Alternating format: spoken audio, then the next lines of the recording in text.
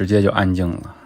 劳斯莱斯的隔音到底有多牛？50年前，劳斯莱斯的广告语是这样说的：在时速60英里的时候，车内最大的噪音就是车里的电子表。而现在，劳斯莱斯的广告语表示，最大的噪音就是你的心跳。那劳斯莱斯为什么隔音这么好？从懂车帝看第8代劳斯莱斯幻影，光隔音材料就用了260斤，配备双层中空隔音玻璃，车机也配有主动降噪功能。虽然效果可能没有广告语那么夸张，但也是天花板级别了。